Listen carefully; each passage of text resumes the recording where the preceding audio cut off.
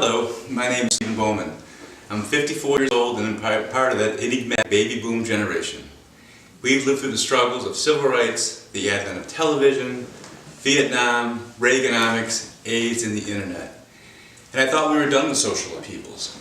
But then we all stumbled upon our newest and most devastating challenge, the sudden tsunami of dementia and Alzheimer's in our parents. As you know, this is a brutal disease, bringing on as it does the slow death of our loved ones that can linger for years. And although the epidemic is not discussed except in whispers, and our medical community has no answers, this is now a crisis for each of our families, and as a nation we're spending more on dementia than cancer and heart disease. So today we sit interminably in the dark. Not only is there no cure, but perhaps worse, as a society, we lack a model of care that offers dignity, compassion, and empathy. So the urgent challenge before us now is to determine how do we want our parents to be cared for, and how do we want to be cared for, because we're next in line. So for me, after 25 years of trial and error, of caring for thousands of dementia victims, I wanted to share our programmatic vision that we call the Parenting Way. And we hope to dramatically affect the way we care for families and individuals in the grip of this unexpected nightmare. So let's talk about dementia. But before we do, I want to ask two questions. The first is this. In Western literature, what was the first disease ever described? And I'm usually answered it must be leprosy, gout, polio, heart disease. That's wrong. The first disease described in Western literature is dementia. The book was the Odyssey, and the victim was Odysseus' father, Laertes. But I'm not doing this and asking this because I want to talk about poetry. I'm just saying this because dementia's been with us for a long time. Ever since we started living consistently beyond middle age, dementia has reappeared, and it's done so to us with a thunderclap. So my second question is this, and I ask it all the time. If we know with dementia short-term memory is being decimated and death is imminent, what should be the purpose or goal of a successful memory care program? What are we trying to achieve with memory care programs under those conditions? Well, I think up until now there's been two answers. Number one, an institutional response. Keep the residents safe, clean, and well-fed, period. And number two, what I call institutional light. Let's try to fight off memory care loss with computer games and crossword puzzles and bingo. Although those things can add a lot of agitation and stress. But when I ask actual caregivers and not the medical establishment, the answer is always the same. They say gently provide stimulation and comfort. Stimulation and comfort. So then we have to ask ourselves, what provides stimulation and comfort from someone suffering from short-term memory loss? And we think the answer is long-term memories, and that realization is fundamental to the Parenting Way. So rather than resisting forgetfulness of our parents, we should accept that not only are these long-term memories dominating their lives, but they are actually living in those long-term memories. And they should not be treated as wayward time travelers that can simply be yanked back in 2013. Rather than treat our parents as unruled children or something less, there should be a better way. And we think there is, if we would just listen to them and be willing to join them as they start the final stage of their life's journey. So the Parenting Way is based on three different principles that we believe are self-evident. Number one, respect for the controlling power of long-term memory. Two, appreciate that while dementia is an individual crisis, it is also a family disease. And third, that our staff, who quite literally hold our loved ones in the palm of their hands, must be empowered, heard, and respected. So let me kind of take each of those elements in turn and better explain our vision, our three-legged stool. The first leg of our stool is, of course, the program we offer the residents themselves. And as I said before, the heart of this program is the acceptance of the potency of our residents' long-term memories, and to realize that these memories should be embraced and not dismissed. We are all, each and every one of us, are long-term memories, and despite our best efforts, short-term memories cannot be artificially reinforced by clever computer games or crossword puzzles. That's the disease. So in the Peregrine Way, we identify programs and activities that can nurture long-term memories on their own terms and try to reinvigorate them in their original contexts. And perhaps the best example of this approach is offered by religion. I'm often struck by my residents who can't tell you, who never heard of Barack Obama, but they can say, and they love to say, the Rosary in Polish or the Haggadah in Yiddish.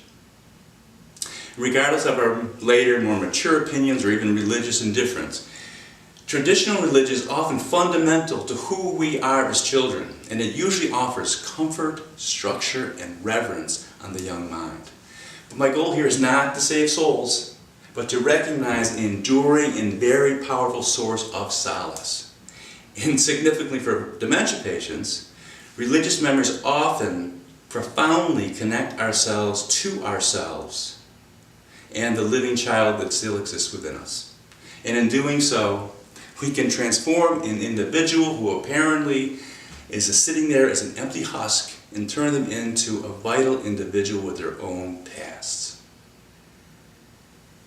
But recognizing the value of traditional religion is not the sole vehicle to trigger long-term memories. Classical music, cooking, gardening can be very powerful.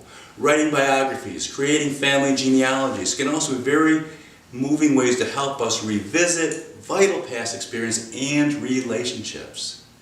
But in the end, whatever the activity selected, it should always be developed in such a way so as to foster conversations that are both familiar to the long-term memories of our residents. The second leg of our stool is our family program. Right now in the long-term care industry, dementia is treated as primarily a personal tragedy and not a family crisis. To me, I think that's absurd. Of course families, as well as individuals, are stricken by this disease. But that's not how care is provided. Right now, if a spouse is struck by the disease, the healthy spouse will act as the primary caregiver and the personal aid. The disease progresses and they provide more care, bathing, dressing, toileting, until finally they're broken. So they make the decision they're going to move into a long-term care facility.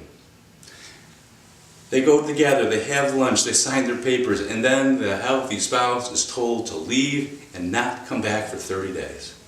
Where do they go? They sit in their car because everything they devoted themselves to for the past 60 years is inside a lockdown unit in a memory care community. I think that's terrible, and that kind of amputation takes place in this country thousands of times every day, today. We believe when there's an admission to one of our communities, the residents admitted, but so is the family.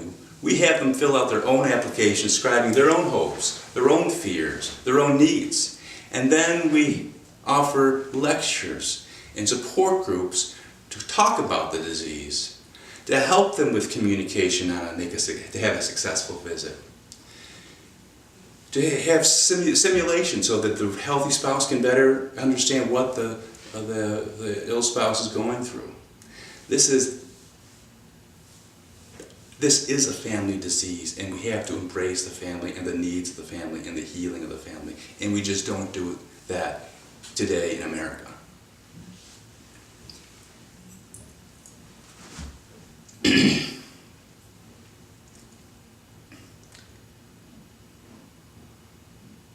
Dementia is a family disease and must be treated that way. And the third leg of the stool of the Peregrine Way is our training program for our staff. Because what I said before is true, that our loved ones truly are in the palm of their hands.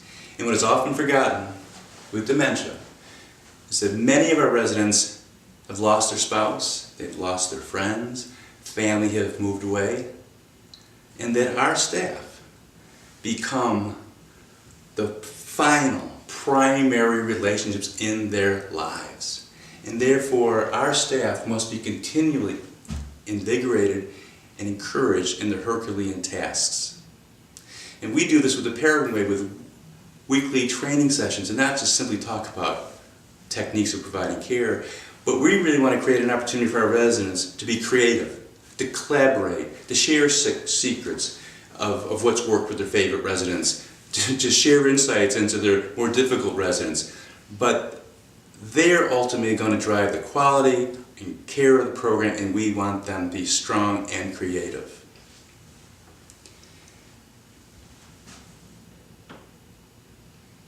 So we believe with the Peregrine Way that when our staff realizes that what they're doing, what their job description is, far exceeds their responsibilities, that they are the last final relationships in their lives of the residents, that they do come to recognize that they are doing God's work. And when we instill that insight into our staff, great things can happen, great care can be provided. So let me say in closing that a diagnosis of dementia does not mean necessarily a stultifying institutional... We're still rolling. This is a pickup of in closing, so stand by. So in closing, a diagnosis with dementia does not necessarily mean stultifying institutional care for the individual that ignores the needs of the family. The word peregrine means pilgrim. And Dante reminds us we are all pilgrims on our own journeys. And a diagnosis of dementia does not mean that pilgrimage is ended, but it simply has turned into the past. Thank you.